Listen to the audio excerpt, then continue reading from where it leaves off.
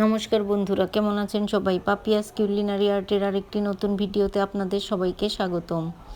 আজকে আমি বানাবো ডিম, আলু আর টমেটো দিয়ে মজাদার একটা ভর্তা। আসলে ভর্তা আমি খুব পছন্দ করি, এজন্য ভর্তার নাম মনে পড়লেই জিভে জল চলে আসে। আর যখনই মনে পড়ে তখনই ভর্তা বানাতে চলে যাই। আজকে বানাবো ঝটপট মজাদার একটা ভর্তা। এবার আমি আলুগুলো খুব ভালো মতো ছিলে ধুয়ে কেটে নিয়েছি। টমেটোটাও ধুয়ে মাঝখান থেকে টুকরা করে কেটে নিয়েছি, আর আলুগুলো খুব চিকন চিকন করে নিয়েছি, তাহলে ভর্তাটা খুব ভালো হবে। এবার জলটা বসিয়ে দিলাম আর আলুগুলো সিদ্ধ হবার জন্য দিয়ে দিলাম। টমেটোটাও সিদ্ধ করে নেব। আলু টমেটোটা প্রথমে ভালো করে সিদ্ধ করে নিয়ে তারপর আমি ভর্তাটা তৈরি করব। এবার লবণও দিয়ে দিলাম একটু স্বাদের জন্য। লবণটা দিলে আলুর ভিতরে একটু লবণটা ঢুকবে আর ভর্তাটা খেতে ভালো লাগবে। এবার আমি একটু ঢেকে আলুগুলো সিদ্ধ করে নিচ্ছি। আলু আর টমেটোর খোসাটা এমনিতেই সরে গিয়েছে, আর আলু টমেটো দুটোই সিদ্ধ হয়ে গিয়েছে। এবার জল থেকে আলু টমেটো সব কিছু আমি ভালো মতো জলটা ছেঁকে তুলে নিব। আসলে যখন কোনো কিছু দিয়ে ভাত খেতে মন চায় না, তখন ভর্তা দিয়ে ভাত খেতে ভালো লাগে।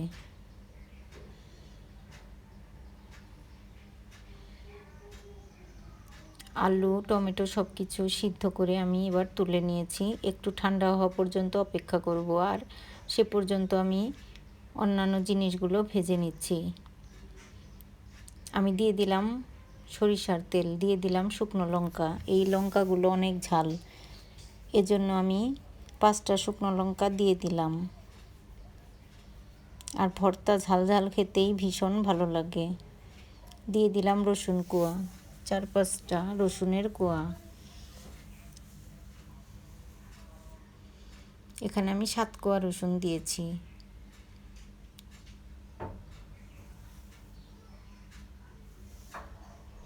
রসুনগুলো ভাজা হয়ে গেছে আর মরিচটা ভাজা হয়ে গিয়েছে, আমি সাইডে রেখে দিয়েছি। এবার এর মধ্যে আমি পেঁয়াজ কুচি দিয়ে দিব। পেঁয়াজ কুচিটাও আমি ভেজে নেব।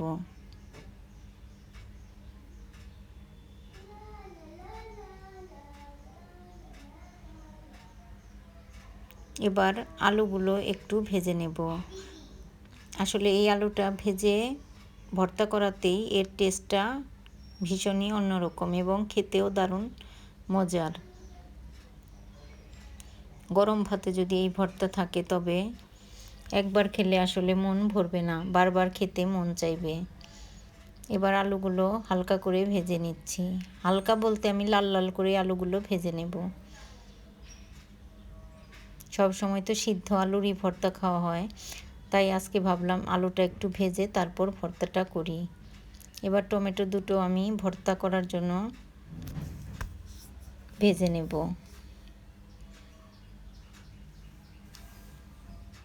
এবার রসুনগুলো ভাজা হয়ে গেছে, মরিচ রসুন এগুলো সব আমি তেল থেকে তুলে নিয়েছি। আর দিয়ে দিব একটা সিদ্ধ করা ডিম, আগে থেকে সিদ্ধ করে রেখেছিলাম। ডিমটা আমি 3 টুকরা করে তেলে ভেজে নিচ্ছি।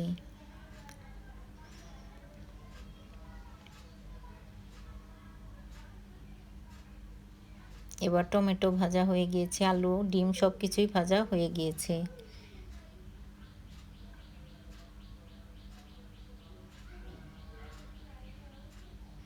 এবার সব কিছু আমি তেল থেকে তুলে নিয়েছি আর একটু ঠান্ডা হবার জন্য রেখেও দিয়েছিলাম। এবার সব কিছু একসঙ্গে ভর্তাটা করে নেব। আমি শুকনো লঙ্কাগুলো রেখে দিয়েছিলাম লবণের মধ্যে, এর জন্যে এখনও মচমচে আছে। আসলে লবণে শুকনো লঙ্কা রেখে দিলে ভাজা শুকনো লঙ্কা মচমচে থাকে। এবার শুকনো লঙ্কাগুলো খুব সুন্দর মতো ভেঙে নিয়েছি, আর এর মধ্যে আমি ভাজা রসুন দিয়ে দিলাম। রসুন আর শুকনো লঙ্কাটা আমি মেখে রেখে দিলাম। এরপর আলু টমেটো আর ডিমগুলো মেখে নেব।